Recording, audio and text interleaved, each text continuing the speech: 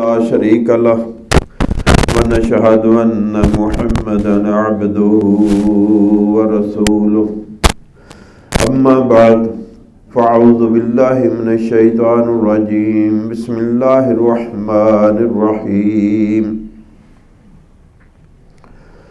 الف لام میم احسب الناس ان يتركوا ان يقولوا آمنا وهم لا يفتنون وَلَقَدْ فَتَنَّ الَّذِينَ مِنْ قَبْلِهِمْ فَلَيَعْلَمَنَّ اللَّهُ الَّذِينَ صَدَقُوا وَلَيَعْلَمَنَّ الْكَاذِبِينَ إِنَّ اللَّهَ وَمَلَائِكَتَهُ يُصَلُّونَ عَلَى النَّبِيِّ يَا أَيُّهَا الَّذِينَ آمَنُوا صَلُّوا عَلَيْهِ وَسَلِّمُوا تَسْلِيمًا اللهم صل على محمد وعلى آل محمد كما صليت على إبراهيم وعلى آل إبراهيم إنك حميد مجيد اللهم بارك على محمد وعلى آل محمد كما باركت على إبراهيم وعلى آل إبراهيم إنك حميد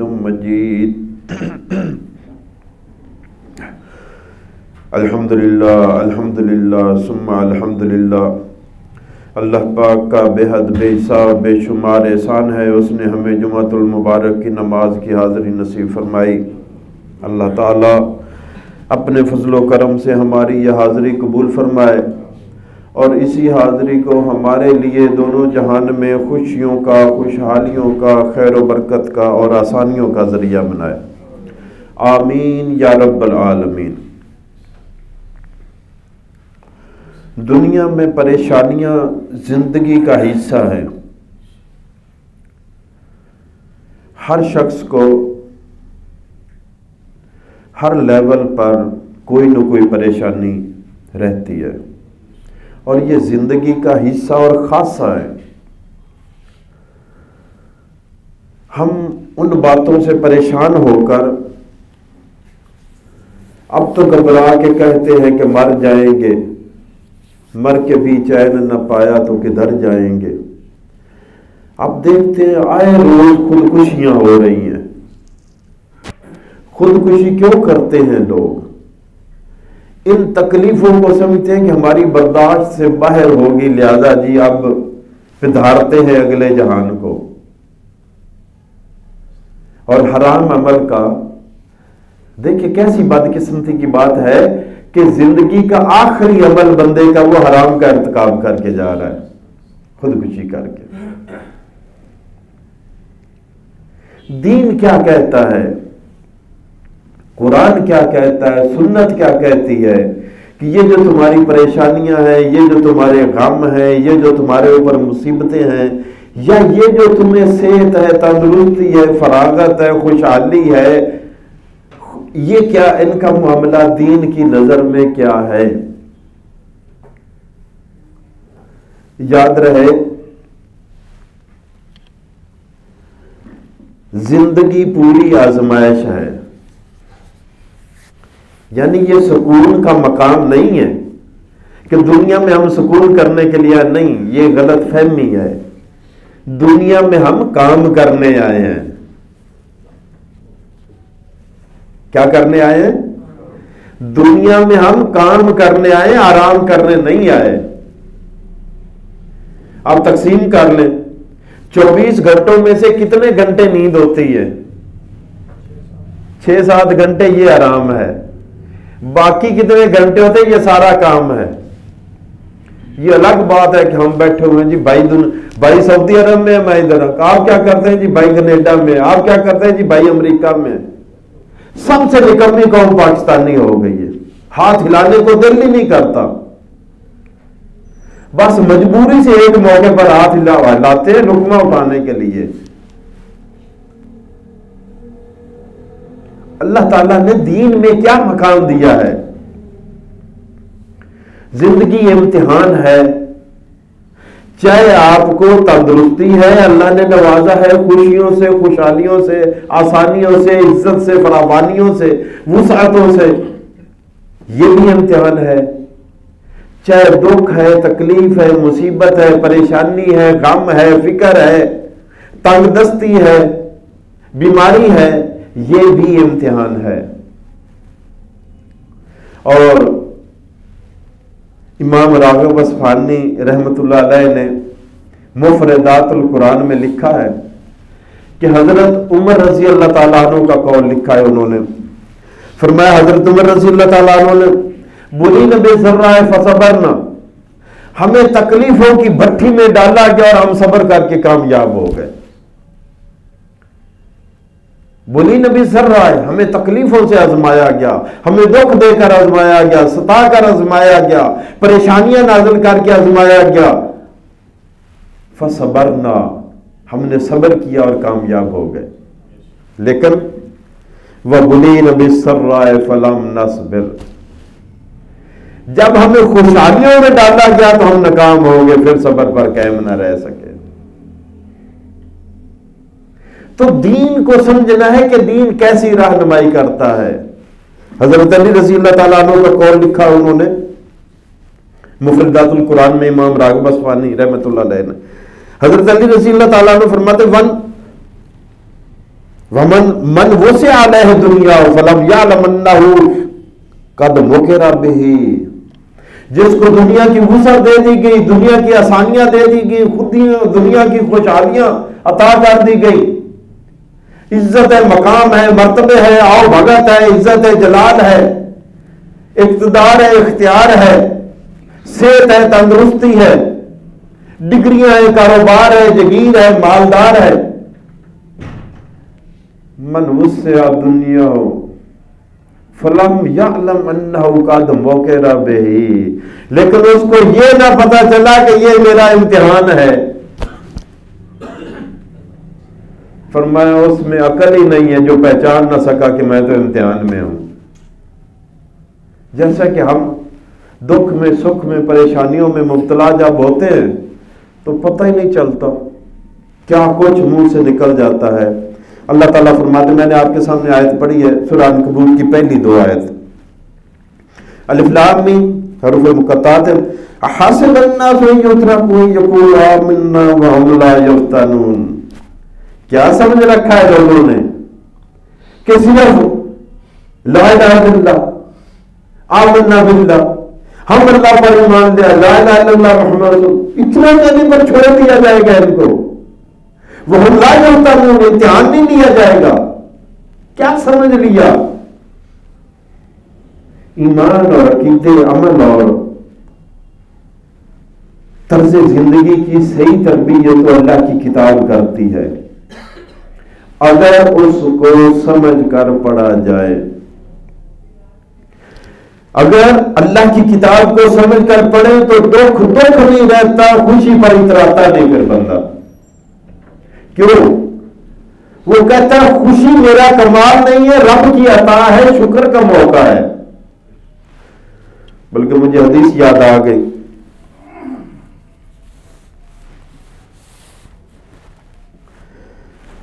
مسلم بخاری دونوں کی حدیث ہے، متفق علیہ حدیث ہے۔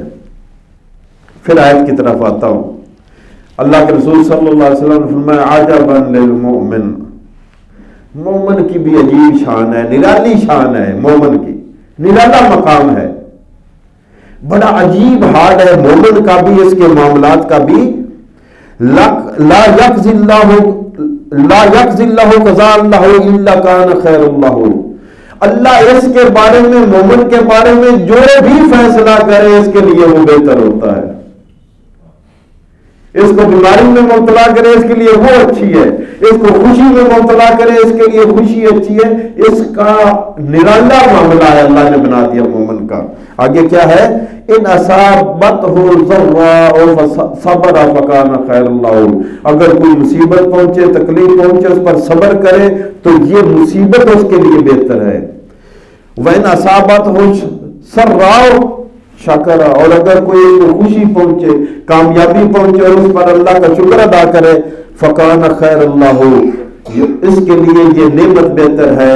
تو فرمایا وَلَيْسَ ذَلِكَ لِأَحَدٍ إِلَّا لِلْمُؤْمِنِ، صرف یہ مومن کی شان ہے کہ اس کے لیے دکھ بھی اچھا ہے، اس کے لیے سکھ بھی اچھا ہے، کیونکہ دکھ میں وہ اللہ کے لیے صبر کرتا ہے اور خوشی پر اللہ کا شکر ادا کرتا ہے۔ تو فرمایا سورہ عنکبوت کی آیت میں فرمایا حسب الناس ان یترکوا، کیا لوگوں کو ایسے ہی چھوڑ دیا جائے گا؟ ان یقولوا آمنا، کہ وہ اتنا کہہ دے کہ ہم ایمان لے آئے جناب۔ ذرا اس کو آج کل کے تناظر میں دیکھنا کہ ہم کتنے پکے مسلمان ہیں، لا الہ الا اللہ سے آگے بڑھنے کو تیار ہی نہیں۔ لا الہ الا اللہ پڑھ لیتے تو سمجھتے لو جی بڑا ہم نے تو پہاڑ سر کر لیا، اب تو جنت ہماری لا الہ الا اللہ کے بل پر پڑی ہے بس۔ وہ ہم لا یفتنون، اللہ فرماتے ہیں کیا صرف ایمان لانے پر ہی کلمہ پڑھنے پر تمہیں چھوڑ دیا جائے گا، امتحان نہیں لیا جائے گا؟ وَلَقَدْ فَتَنَّ الَّذِينَ مِن قَبْلِهِمْ، ان لوگوں سے پہلے جو امتیں ہو گزری ہم نے ان کا بھی امتحان لیا تھا۔ تو یہ جو آدم علیہ السلام سے لے کر تذکرہ اللہ کی کتاب میں ہے، یہ کتاب کا والیوم بنانے کے لیے نہیں ہے کہ بڑی کتاب بن جائے، یہ کوئی دل بہلانے کے لیے نہیں ہے، یہ امتوں کے قصے، یہ قوموں کے قصے، یہ انبیاء کے تذکرے، یہ آدم علیہ السلام اور شیطان کا تذکرہ، یہ کامیابی اور ناکامی کے تذکرے، یہ شہروں کے قصے، یہ انسانوں کے فردن فردن جو ذکر کچھ کے واقعات ہے قرآن میں قصے، یہ عبرت کے لیے ہے، سبق کے لیے ہے، نصیحت کے لیے ہے، تاکہ ان کو پڑھ کر ہم ہوش کے ناخر لیں کہ کیا ہم بھی اسی لائن پر تو نہیں جا رہے۔ وَلَقَدْ فَتَنَّ الَّذِينَ، اللہ فرماتے ہیں بے شک ہم نے ضرور امتحان لیا تھا، الَّذِينَ مِن قَبْلِهِمْ، جو ان سے پہلی امتیں ہوئی ہم نے ان کا بھی امتحان لیا تھا۔ فَلَيَعْلَمَنَّ اللَّهُ الَّذِينَ صَدَقُوا، اللہ ضرور امتحان کے ذریعے دکھا کر رہے گا کہ سچا کون ہے، وَلَيَعْلَمَنَّ الْكَاذِبِينَ، اور اللہ ضرور ظاہر کر کے رہے گا کہ جھوٹا کون ہے۔ یہ جب امتحان آئے گا، گرمیوں میں روزے آ گئے امتحان شروع ہو گیا، سردیوں میں نماز کا وقت وضو کا وقت آ گیا امتحان شروع ہو گیا، زکوٰۃ کا سال پورا ہو گیا امتحان شروع ہو گیا۔ اللہ نے اگر صاحب اولاد نہیں ہوتا یا اللہ صاحب اولاد کر دے، وہ بھی امتحان ہے، لیکن جب اللہ صاحب اولاد کر دیتا تو اگلا امتحان شروع ہو گیا، بیٹی سے کیسا معاملہ کرتا ہے، بیٹے سے کیسا معاملہ کرتا ہے، وراثت میں تقسیم کیسے کرتا ہے، رویہ کیسا رکھتا ہے، کھانا کیسا کرتا ہے، لباس کیسا کرتا ہے، دونوں کا فرق کرتا ہے نہیں کرتا، بہن بھائیوں کا معاملہ آ گیا، ماں باپ کا اولاد کا معاملہ آ گیا۔ وَلَيَعْلَمَنَّ اللَّهُ الَّذِينَ صَدَقُوا، اللہ تو ضرور ظاہر کر کے دکھا دے گا کہ ایمان والے سچے کون ہیں، وَلَيَعْلَمَنَّ الْكَاذِبِينَ، اور وہ ضرور دکھائے گا کہ جھوٹے کون ہیں۔ سورہ ملک کی آیت نمبر 2 میں فرمایا الَّذِي خَلَقَ الْمَوْتَ وَالْحَيَاةَ لِيَبْلُوَكُمْ أَيُّكُمْ أَحْسَنُ عَمَلًا، یہی سورہ ہود کی آیت نمبر 7 میں بھی یہی بات آئی۔ تو اللہ فرماتے ہیں الَّذِي الَّذِي خَلَقَ الْمَوْتَ وَالْحَيَاةَ، وہی ذات ہے جس نے موت اور زندگی پیدا کی۔ موت اور زندگی پیدا کرنا یعنی کائنات کی تخلیق کا فلسفہ، خلاصہ اور مقصد بتا دیا، لِيَبْلُوَكُمْ، تاکہ تمہیں آزما کر دیکھے اللہ تعالیٰ، أَيُّكُمْ أَحْسَنُ عَمَلًا، تم میں سے کون اچھا نکلتا ہے عملوں کے حساب سے۔ لباس کی خوبصورتی کی بات نہیں ہے، جائیداد کے زیادہ ہونے کی بات نہیں ہے، ڈگریوں کے زیادہ ہونے کی بات نہیں ہے، اقتدار اور اختیار کے زیادہ ہونے کی بات نہیں ہے، رنگ و روپ کے زیادہ ہونے کی بات نہیں ہے۔ ایکم احسن عملا، تم میں سے عملوں کے حساب سے خوبصورت کون نکلتا ہے، احسن، کون زیادہ خوبصورت ہے، عملا، عمل کے حساب سے۔ تو اچھے عمل ہمیں کیا بخشتے ہیں؟ خوبصورتی۔ اچھے عمل، ایکم احسن عملا، تم میں سے خوبصورت کون ہے، زیادہ حسین کون ہے، احسن، یہ مبالغے کا صیغہ ہے. حسین سے حسن سے احسن، زیادہ حسن رکھنے والا، زیادہ خوبصورت. فرمایا ایکم احسن، اللہ دیکھنا چاہتا ہے تم میں سے زیادہ خوبصورت کون ہے. عملا، غلط فہمی نے نہ پڑھنا کہ تمہارے رنگ کی بات ہو رہی ہے، تمہارے ناک نقشے کی بات ہو رہی ہے، تمہاری جائیداد کی، مال کی، ڈگریوں کی، اقتدار اور اختراع کی بات ہو رہی ہے، تمہارے دھندے کی، بازار کی بات ہو رہی ہے، تمہاری فراوانی کی بات ہو رہی ہے. نہیں، عملوں کی بات ہو رہی ہے. عمل کے حساب سے خوبصورتی ہے. اگر اچھے عمل ہوں تو اللہ رسول صلی اللہ علیہ وسلم نے پوچھا، جنت میں اللہ نے شب معراج سیر کروائی تو فرمایا کہ میرے آگے قدموں کی چاپ آ رہی تھی، آگے آگے مجھے محسوس ہوا کوئی چل رہا ہے. تو میں نے پوچھا جبریل یہ لگتا ہے میرے آگے کوئی چل رہا ہے. فرمایا یہ بلال ہیں آپ کے آگے آگے چل رہے ہیں. حضرت بلال کا نقشہ آپ کتابیں نکال کر پڑھ لیں کہ ان کی ناک کیسی تھی، ان کا رنگ کیسا تھا، ان کا قد کیسا تھا، لیکن عمل ان جیسا نہیں تھا کسی کا.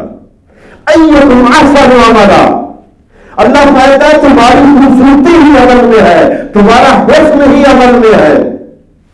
سورہ ہود کی آیت نمبر 7 میں یہی فرمایا، وَهُوَ الَّذِي خَلَقَ السَّمَاوَاتِ وَالْأَرْضَ فِي سِتَّةِ أَيَّامٍ.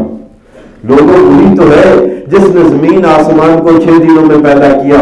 وَكَانَ عَرْشُهُ عَلَى الْمَاءِ، زمین آسمان کی تخلیق سے پہلے اس کا عرش پانی پر تھا.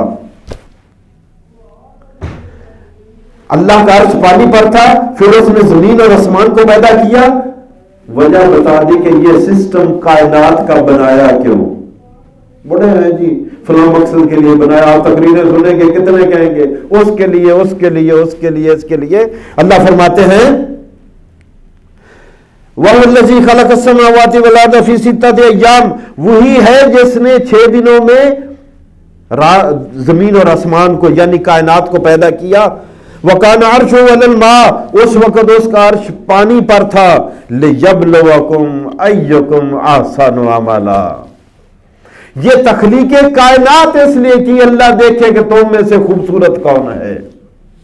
عمل کے اعتبار سے، اخلاق کے اعتبار سے، رویے کے اعتبار سے، لین دین کے اعتبار سے، دینداری کے اعتبار سے، ایکم احسن عملا، تم میں سے کون آگے نکل جاتا ہے خوبصورتی میں عمل کے حساب سے.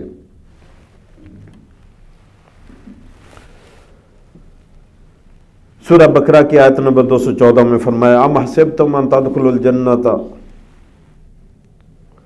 کیا تم نے ایسے سمجھ لیا کہ تم جنت میں ایسے سیدھے سیدھے چلے جاؤ گے. ولما یاتکم مثل الذین خلوا من قبلکم، ابھی تو تمہارے اوپر وہ حالات ہی نہیں آئے جو پہلوں پر آئے تھے. اس آیت کی طرف میں بعد میں آتا ہوں، پہلے حدیث آپ کے سامنے ایک رکھ لیتا ہوں، اسی موضوع کے حوالے سے ہے. یہ بخاری شریف میں، داؤد شریف میں اور نسائی شریف میں 3 حدیث کی کتابوں میں ہے بحوالہ تفسیر ابن کثیر.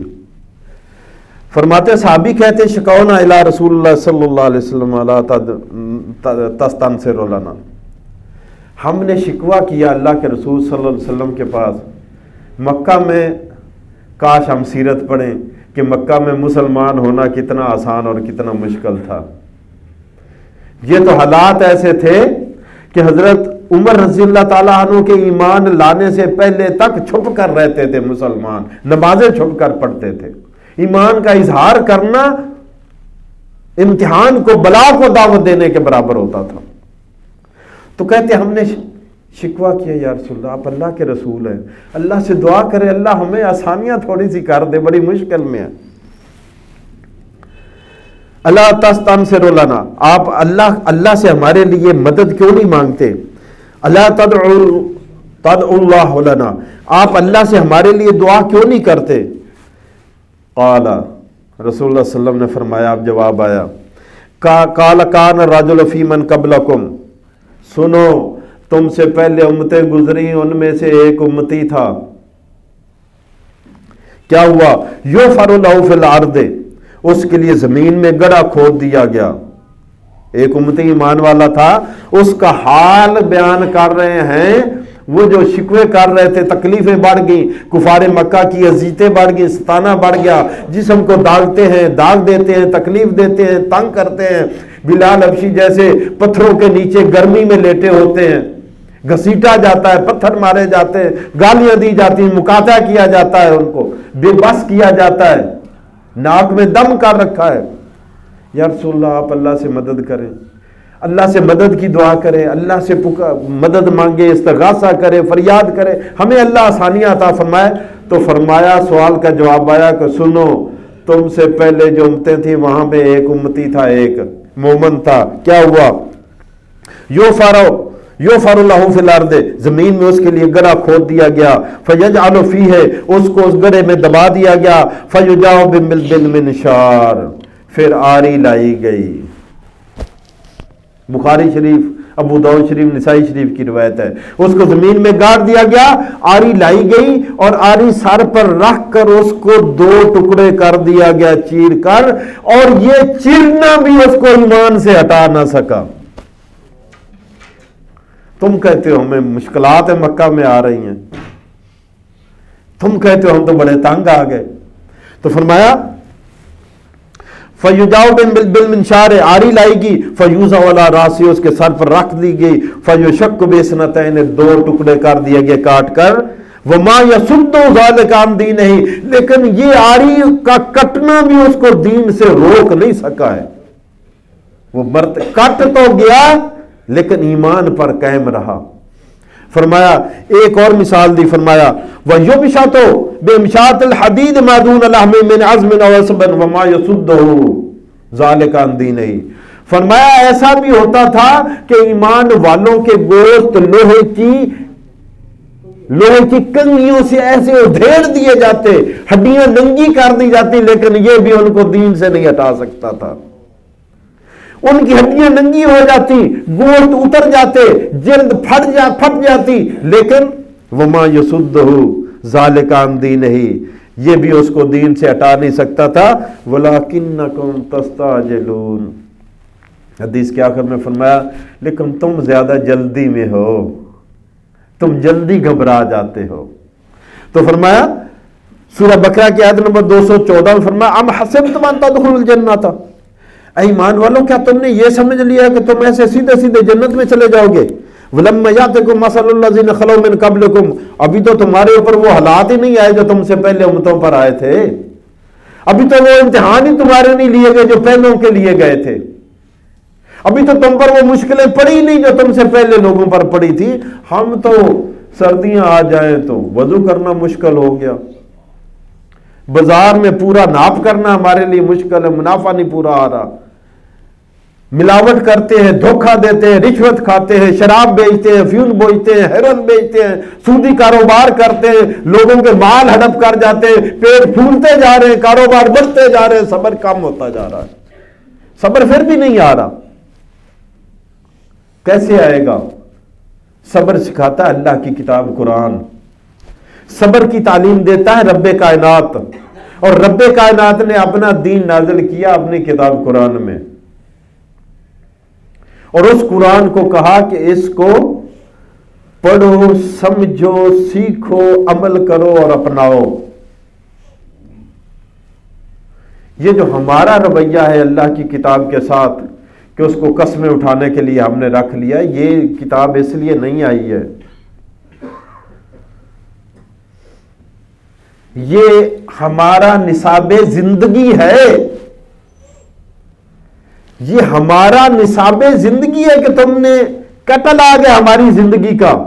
جیسے گاڑیوں کے ساتھ کتاب آتی ہے کہ اس کے فلاں بٹن کا یہ فنکشن ہے، فلاں کا یہ فنکشن ہے، فلاں کا یہ فنکشن ہے، اس کو دیکھ کر کاریگر پھر اس فنکشن کو چلاتے، آپریٹ کرتے ہیں اور سیکھتے ہیں اور پھر آگے سکھاتے ہیں۔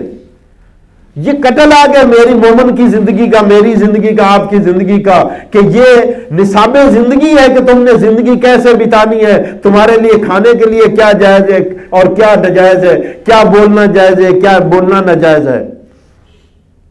تو فرمایا تمہارے اوپر وہ حالات ابھی آئے نہیں جو تم سے پہلے پر آئے تھے۔ مَسَّتْهُمُ الْبَأْسَاءُ وَالضَّرَّاءُ وَزُلْزِلُوا، پہلے لوگوں پر مصیبتیں آئیں، پریشانیاں آئیں، دکھ اور تکلیفیں آئیں، جنگوں میں مبتلا ہوئے اور انہیں ایسے جھنجھوڑا گیا مصیبتوں میں مبتلا کر کے، حتی یقول الرسول متی نصر اللہ، یہاں تک کہ اس زمانے کا رسول پکار اٹھا، یا اللہ کہاں تیری مدد رہے گی، ہم بڑی مشکل میں پڑ گئے۔ ایسے امتحان لیے گئے کہ رسول مدد کے لیے پکار اٹھا۔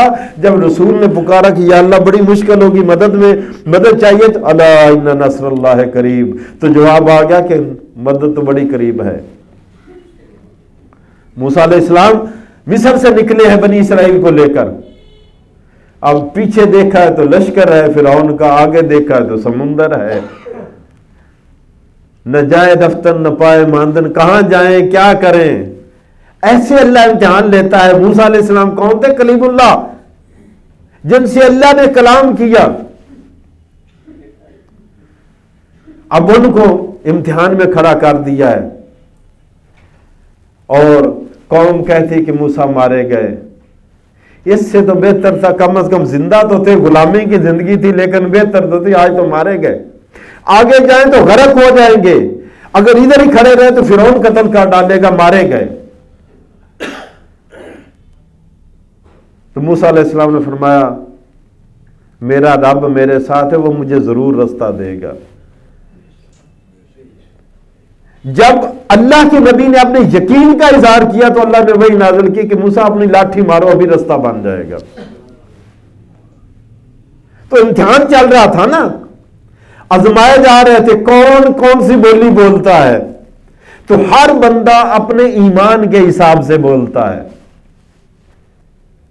اور دیکھو اللہ تعالیٰ امتحان کیسے لیتا ہے۔ مکہ سے ہجرت کر کے مدینہ آ گئے، اور 17 مہینے تک، 1.5 سال یعنی 17 مہینے، 17 مہینے تک بیت المقدس کی طرف منہ کر کے نماز پڑھتے رہے۔ بیت اللہ کی طرف پشت ہوتی تھی، منہ بیت المقدس کی طرف ہوتا تھا۔ اللہ کے رسول التجائیں کرتے تھے، یا اللہ میرے باپ ابراہیم کا قبلہ مجھے دے دے، بیت اللہ میرا قبلہ بنا دے، التجائیں کرتے تھے، دعائیں کرتے تھے۔ دوسرے پارے کا پہلا رکوع پڑھ کر دیکھیں، اور نماز میں بھی اوپر ہی نظر لگی تھی، ابھی حکم آتا ہے، امید تھی۔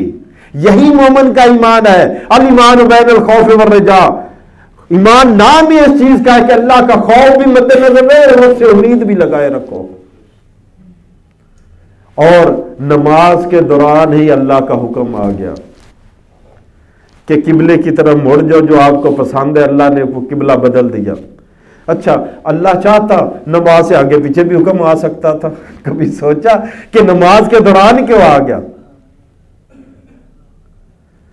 اللہ فرماتے ہیں ہم نے نماز کے درمیان اس لیے کیا کہ نبی تو اب اس حکم کی تعمیل میں گھومے گا ادھر سے ادھر کو، ہم دیکھنا چاہتے تھے کہ کون پیچھے آنکھیں بند کر کے تقلید کرتا ہے، کون آنکھیں بند کر کے اطاعت اور اتباع کرتا ہے، اور کون پھر اپنے ذہن کی فالو کرتا ہے، اپنے نفس کو فالو کرتا ہے۔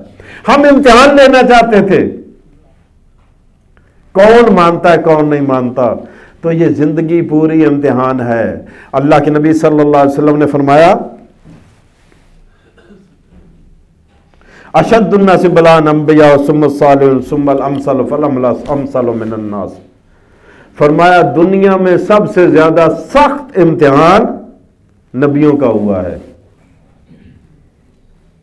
سب سے زیادہ سخت امتحان، نزلہ زکام ہو جائے تو ہماری پریشانیاں بڑھ جاتی ہیں۔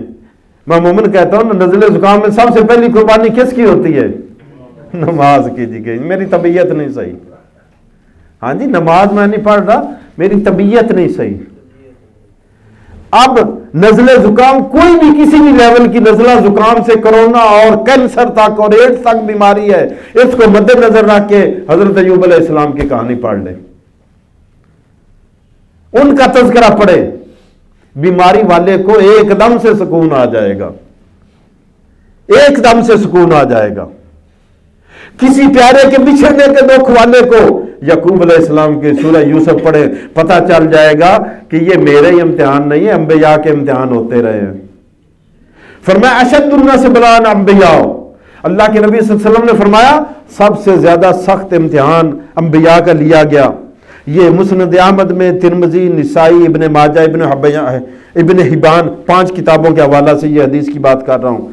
اشد الناس بلان، سب سے زیادہ سخت امتحان انبیاء کا لیا گیا، ثم الصالحون، پھر انبیاء کے بعد جو زیادہ نیک تھے پھر ان کا زیادہ سخت ہوا، پھر ان کے بعد جو تھے پھر ان کا ہوا درجہ بدرجہ، انبیاء کا سخت پھر نرم ہوتا گیا۔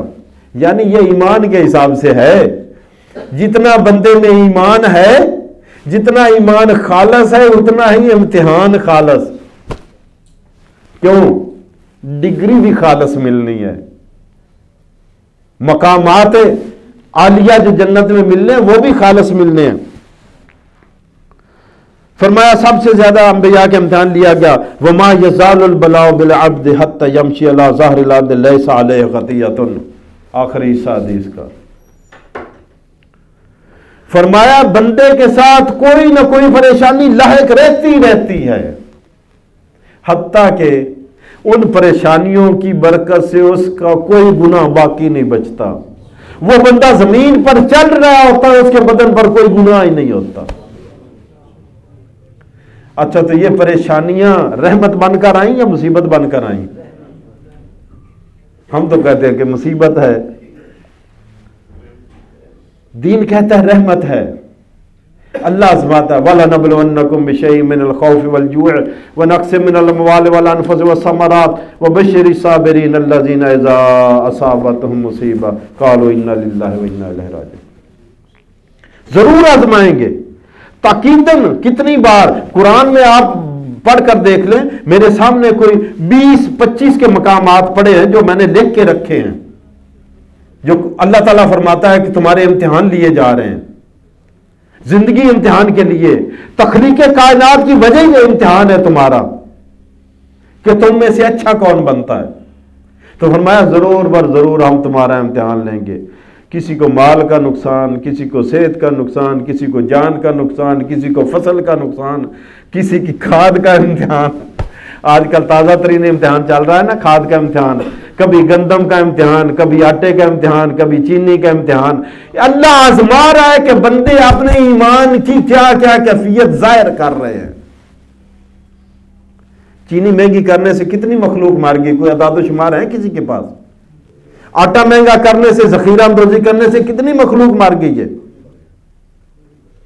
ارے رازق اللہ ہے، کھاد ذخیرہ کرنے والوں، بےایمانی کرنے والوں، تم رازق نہیں ہو۔ قرآن میں اللہ تعالیٰ نے فرمایا، آج کی آخری بات کرتے ہیں، بات لمبی ہو گئی، تو سورہ فصلت میں اللہ تعالیٰ نے فرمایا حامیم سجدہ میں، وَجَعَلَ فِيهَا رَوَاسِيَ مِنْ فَوْقِهَا وَبَارَكَ فِيهَا وَقَدَّرَ فِيهَا أَقْوَاتَهَا فِي أَرْبَعَةِ أَيَّامٍ سَوَاءً لِلسَّائِلِينَ۔ اللہ تعالیٰ نے زمین کو 2 دنوں میں پیدا کیا اور پھر اس میں پہاڑ گاڑ دیے تاکہ ڈولتی نہ رہے، زندگی پرسکون ہو۔ گاڑی پرسکون موٹر وے پر جا رہی ہو، کتنا مزہ آتا ہے آپ کو سفر کا، کھڈوں میں ایسے سے پڑ رہی ہو تو آپ کی کیا کیفیت ہوتی ہے، ہاں؟ تو فرمایا زمین کو پہاڑوں کی میخیں گاڑ کر پرسکون بنایا، تمہاری زندگی کے لوازمات سارے زمین میں رکھ دیے۔ فی 4 ایام، 2 دن میں زمین بنائی، 2 دن میں زمین میں تمہاری زندگی کی ساری ضرورتیں رکھ دی۔ سواء للسائلین، اب یہ برابر ہے، محنت کر کے جو بھی حاصل کرنا چاہے۔